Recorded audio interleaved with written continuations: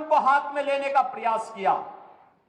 जो भी राह चलते हुए राहगीर पर हमला करेगा, जो भी बेटी की सुरक्षा पे सेंध लगाने का कार्य करेगा और जो भी व्यापारिक प्रतिष्ठानों में आगजनी करने का दुस्साहस करेगा, जो भी पर्व और त्योहारों में उपद्रव करेगा, उसको हम पहले से इस बारे में कह देंगे कि उसको बिना मांगे जहन्नुम में जाने का टिकट हम काट करके दिला देंगे।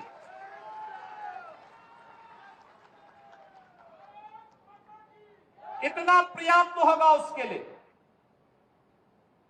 यह अराजकता स्वीकार्य नहीं। विकास में हर व्यक्ति की भागीदारी जब सुनिश्चित की गई है, गांव गांव का विकास हो रहा है, कल्याणकारी योजनाओं में बिना भेदभाव के शासन की योजना का लाभ उपलब्ध करवाया जा रहा है, बिना भेदभाव के युवाओं को नौकरी और रोजगार उपलब्ध करवाया जा रहा है, तो फिर यह अराजकता कैसे? कुछ चंद लोगों को माहौल खराब करने की छूट नहीं देनी चाहिए। ये वही लोग हैं जिन्होंने उत्तर प्रदेश की भ्रष्ट सरकारों के साथ मिलकर के उत्तर प्रदेश के सामने पहचान का संकट खड़ा किया था। ये वही लोग हैं जिन्होंने उत्तर प्रदेश को बीमारू राज्य बना दिया था। ये वही लोग हैं जिन लोगों के दंगों के कारण प्रदेश में कोई निवेश नहीं आता था, कोई उद्योग नहीं लगता था, कोई विकास का कार्य नहीं हो पाता था। और आज पिछले 8.5 वर्ष के अंदर उनकी मंशा सफल नहीं हुई। अब नए नए तौर तरीके अपनाने का कार्य कर रहे हैं, लेकिन याद रखना होगा, वे जितना सोचते हैं उससे ज्यादा हमारी पहले से तैयारी रहती है। और जब भी दुस्साहस करेंगे ऐसे ही पिटोगे जैसे बरेली के अंदर पीटे गए हो। कुछ लोग हैं जो अफवाह पैदा करके भय और दहशत का माहौल पैदा करना चाहते हैं। आप देख रहे होंगे ड्रोन के नाम पर, चोरी के नाम पर भय और दहशत का माहौल पैदा किया जा रहा है। जिला प्रशासन ने हर जनपद में व्यवस्था की है, हर ग्राम पंचायत में ग्राम सुरक्षा समिति का गठन किया है। आप लोग भी अपने स्तर पर प्रयास करिए। पुलिस के पेट्रोलिंग तेज हुई है।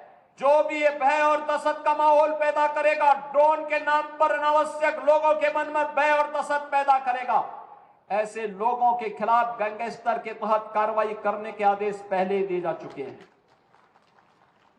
जो भी चोरी के नाम पर भय और दहशत पैदा करेगा, उन लोगों की संपत्ति को जब्त करने के लिए हम लोगों ने पहले से आदेश कर रखे हैं कि ऐसे लोगों के खिलाफ सख्ती से निपटा जाए।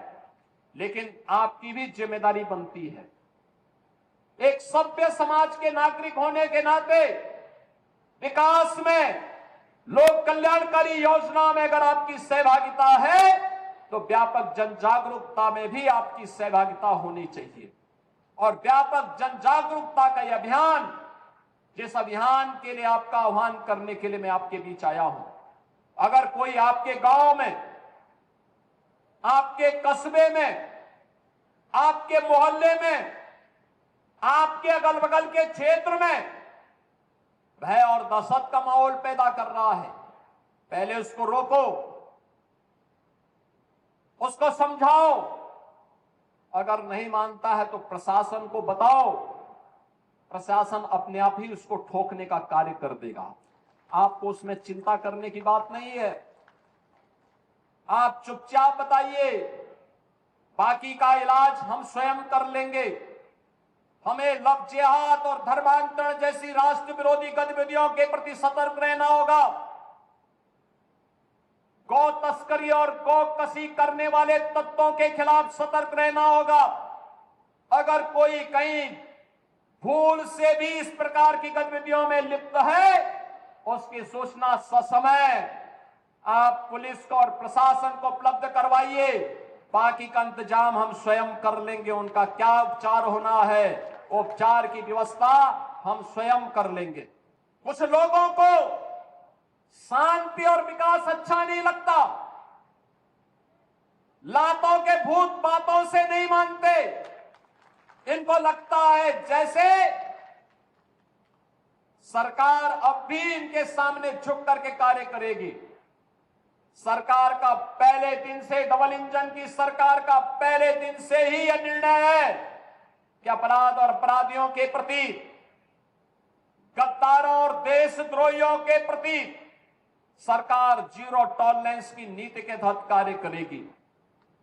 हमारी संवेदना एक गरीब के लिए है, हमारी संवेदना नौजवान के लिए है, हमारी संवेदना बेटी और बहनों के लिए है, हमारी संवेदना अपने अन्नदाता किसानों के लिए है, हमारी संवेदना उन व्यापारियों और उद्यमियों के लिए है जो अपने यहां देश के विकास का खाका तैयार करते हैं और नौजवानों के लिए रोजगार और नौकरी की व्यवस्था करते हैं।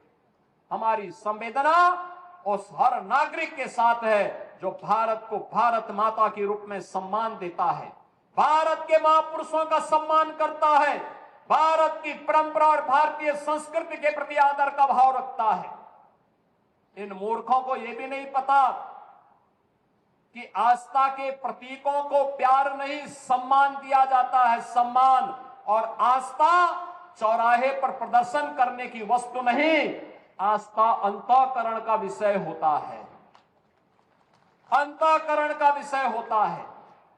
आज चौराहे चौराहे पर जाकर के कितने कमजोर और कायर हैं, छोटे छोटे बच्चों को जिनके हाथों में कलम होनी चाहिए, जिनके हाथों में नोटबुक होनी चाहिए, जिनके हाथों में विज्ञान और गणित की पुस्तकें होनी चाहिए, उनके हाथों में आई लव मोहम्मद का पोस्टर देकर के, तख्तियां देकर के समाज में अराजकता पैदा करने का कार्य कुछ लोग कर रहे हैं।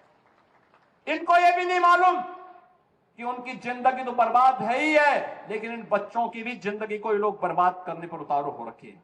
कुछ लोग रहते भारत में हैं, लेकिन गजवाए हिंद का नारा लेकर के भारत के अंदर राष्ट्र विरोधी गतिविधियों को बढ़ावा देने का कुत्सित कार्य कर रहे हैं।